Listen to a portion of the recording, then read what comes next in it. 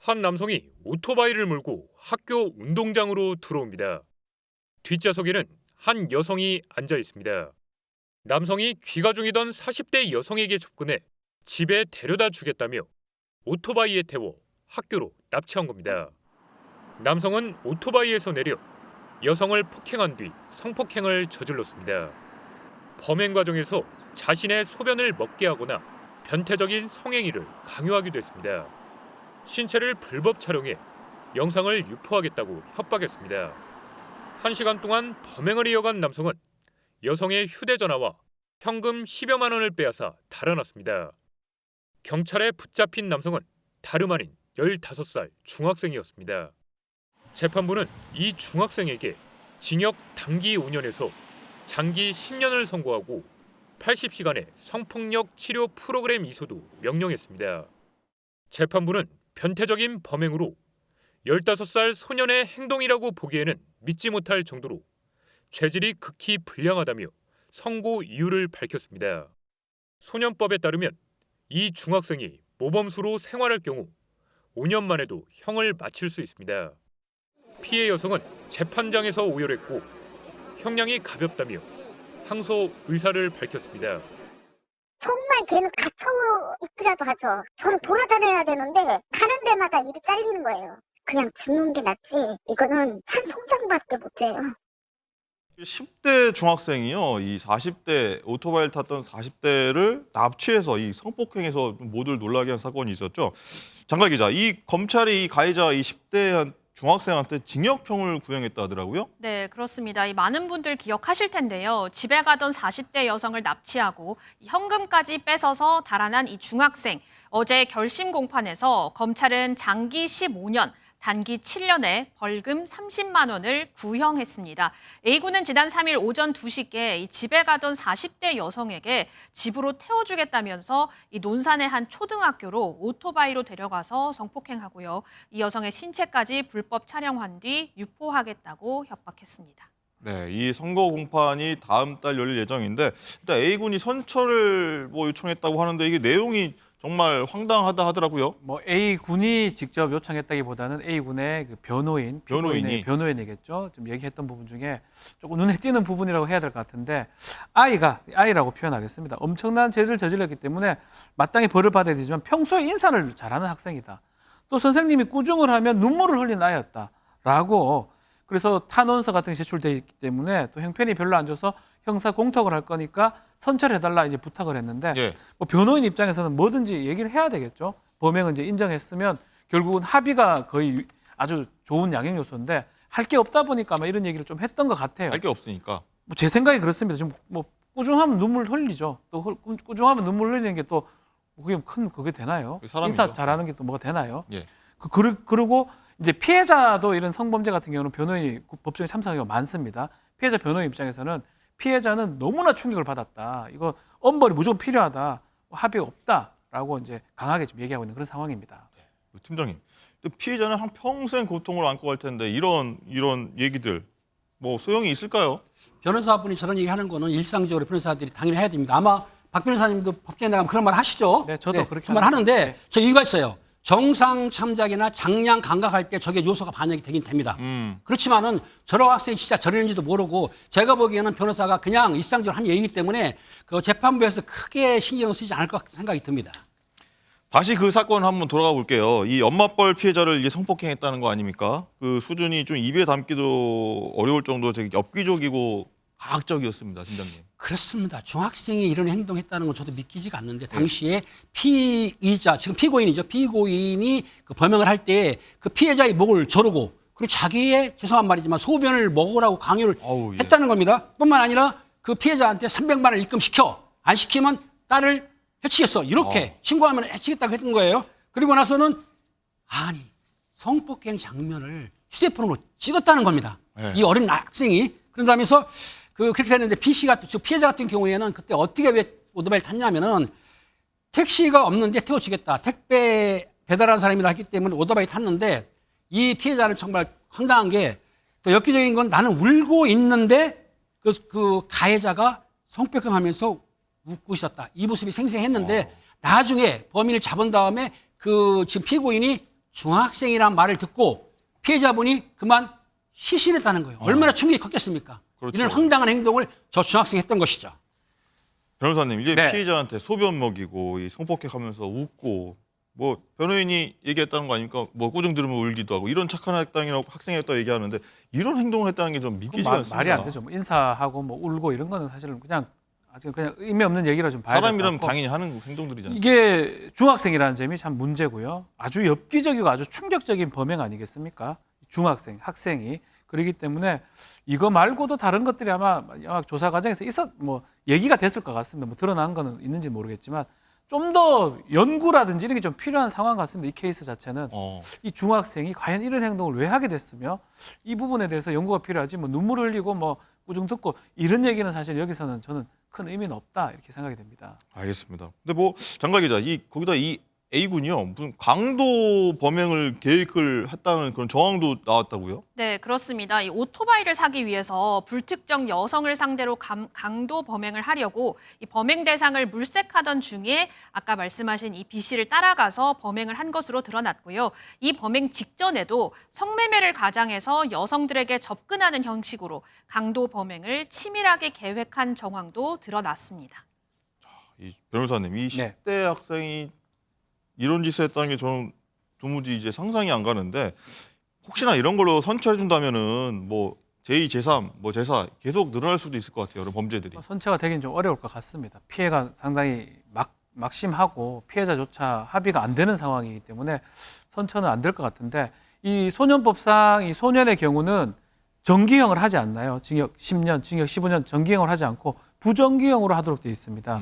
장기 15년에 단기 7년이면 장기 15년 선고하는 경우가 드뭅니다. 아주 극히 드문 거죠. 사실은 검찰이 봤을 때도 상당히 심각하다고 봤는 것 같고요. 법원에서도 아마 유사한 형이 나오지 않을까 생각이 듭니다. 지난 3일 새벽 2시쯤 충남 논산에서 있었던 일인데요. 한 남성이 귀가하는 40대 여성을 오토바이로 납치를 했습니다. 그리고 초등학교 운동장으로 끌고 가서 이 성폭행한 사실이 뒤늦게 밝혀졌는데요. 세상에.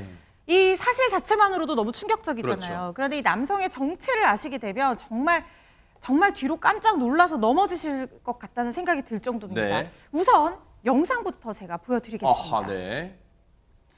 한 남성이 오토바이를 몰고 학교 운동장으로 들어오는 모습입니다. 뒷좌석에 여성이 타고 있어요. 그래요? 남성이 귀가 중이던 40대 여성에게 접근해서 데려다 주겠다라고 하면서 오토바이에 태워서 인적 없는 학교로 납치를 한 건데 어머나. 이 학교에서 1시간 동안 폭행과 성폭행, 강도 행각까지 일삼고요. 이 여성에게 가해행위를 했다는 겁니다. 네. 그러고 나서 이 남성이 유유히 학교를 빠져나가는 그런 모습입니다. 세상에 한밤중입니다. 학교 운동장이에요. 1시간 반 동안이에요. 피해자는 정말 공포를 느꼈을 것 같아요. 안진용 기자님. 네, 그 과정을 말씀드릴 텐데 너무 잔인한 내용들이 포함된 점 미리 양해를 드리겠습니다. 일단 남성은 오토바이에서 내려 여성의 머리채를 잡고 폭행을 시작했습니다. 세상에. 여성의 말에 따르면 3초에 한 대씩은 맞은 것 같다고 얘기를 하고 있고요. 그러면서 300만 원을 입금하라고 요구하기도 했습니다. 그 뒤 눈을 감아라라고 얘기를 하고 끌고 다니면서 성폭행을 했습니다. 범행 과정에서 자신의 소변을 먹게 하거나 또는 목을 조르고 변태적인 성행위를 강요하는 사례도 있었습니다. 그리고 여성의 신체를 휴대전화로 불법 촬영한 뒤 신고하면 딸을 해치겠다는 협박까지 마다하지 않았는데 1시간 동안 범행을 이어간 이 남성은 여성의 휴대전화와 현금 10여만 원을 빼앗아 달아났고 이후 여성은 지나가는 사람에게 도움을 요청해 경찰에 신고를 했습니다. 그리고 이 과정은 모두 CCTV에 포착됐습니다. 저희 사람입니까? 저런 것도 사람이에요, 진짜?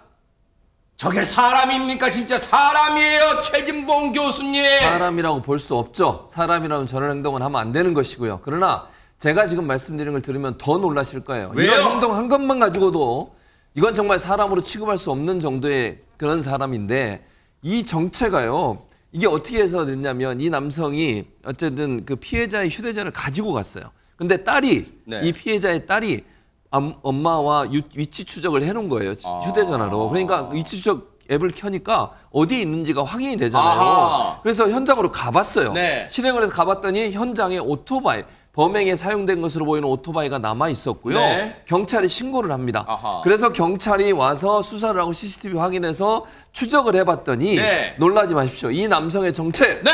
중학교 3학년이었습니다. 중학생이라고요? 예, 중학교 3학년이었어요. 인근 중학교에 다니는 저 중학교 사람이 3학년. 진짜? 사람이 아니죠. 대체 그런 표현 많이 쓰잖아요. 우리 앵커가 머리에 피도 안 마른 머리에 피도 안 마른 중학교 3학년 학생이 이런 짓을 벌이는 거예요. 이 보니까요. 당시 술이나 마약에 취해 있던 건 아닌 것으로 알려지고 있고요. 오토바이도 훔친 거예요. 훔친 오토바이로 무면허 운전을 했고요. 성범죄 전과는 없는 것으로 알려지고 있어요. 이 학생의 경찰의 진술을 보면 경찰에 잡히고 나서 본인이 돈만 원래는 뺏으려고 했다. 그런데 성폭행까지 그게 말이에요? 말이 안 되는 거죠. 그런 행동을 했다라고 하면 중학교 3학년 학생이 성폭행까지 하겠어요? 목적이 없이 저는 저 믿을 수 없다고 보고요. 입에서 나오면 다 말입니까? 어디서 이런 짓을 머리에 피도 안 마른 녀석이 이런 천인 공날짓을 저지르려고 저게 말이에요? 자, 관련해서 진짜 대한민국 어떻게 돼가고 있습니까? 관련 얘기 들어보시고 이어가 보도록 하겠습니다. 피해자 따님이 실제로 위치찾기가 있어가지고 본인은 이제 돈 뺏으려고 했다고. 피해자 입장에서는 그 시간이 정말 지옥 같은 시간이었을 거예요. 얘기 들어보시고 이어가 보도록 하겠습니다. 지금 택시 없는데 피우다 준다고 그 배달하는 사람이에요 이러더라고요. 타게 된 거예요. 무릎을 꿇고 사진 친구 하나 알지 딸 앞에 한다 이러는 거예요. 또 엽기적인 건 뭐냐면 웃는 거예요. 내가 막 울고 있는데 이거 하면서 웃는 게 너무 그게 신鮮해요. 진짜요, 이수영 교수님. 진짜 대한민국 걱정이 됩니다. 진짜 어떻게 15살이 40대 여성 자기 엄마 아빠한테 이런 천인 공날 이게 사람이에요 이게 지금. 글쎄, 뭐 너무 걱정이 됩니다. 저도 이제 소년 범죄가 점점 심각해지고 있어가지고 이거를 어떻게 그러면 무조건 엄벌하는 게 뭐 필요하죠. 근데 이 친구들이 결국은 다 사회로 다시 어른이 돼서 돌아 나올 건데 그러면 계속 징역형을 주는 것으로 충분할까? 그게 이제 문제로 보여요.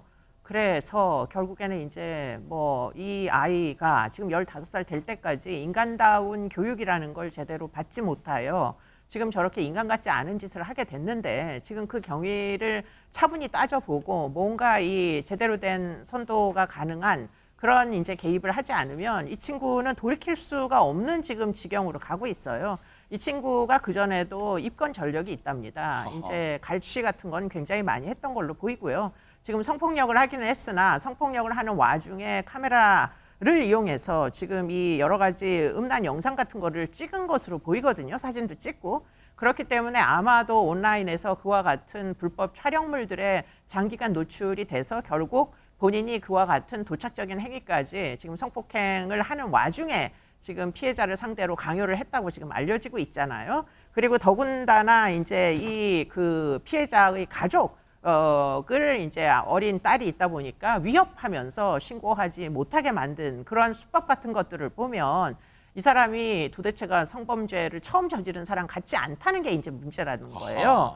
그래서 지금 이 부분에 대해서 뭐 철저하게 조사를 해야 될 건데 그런데 문제는 이 친구가 결국은 또 PC방에서 검거가 됐어요. 저 짓을 해놓고 절도한 오토바이를 타고 그리고는 PC방을 가서 PC를 하면서 다시 또 이제 일상으로 돌아가는 그 정도의 아까 뭐 눈물을 흘리는 피해자를 보면서 웃었다고 얘기를 하잖아요. 그러니까 도대체가 공감 능력이 떨어지는 이런 이제 기질적인 문제가 어디서 유래됐는지 이런 것들 제대로 따지지 않으면 이 사람은 아무리 징역형을 뭐 7년, 8년 갔다 온다 손 치더라도 결국 성인이 돼서도 뭐 상당 부분 이제 냉혈한 같은 사이코패스 같은 이런 특징을 가진 성인범이 될 개연성이 굉장히 높아가지고 좀 특단의 대책이 필요하다 이런 생각이 듭니다. 최명기 원장님, 이게 지금 사람이에요?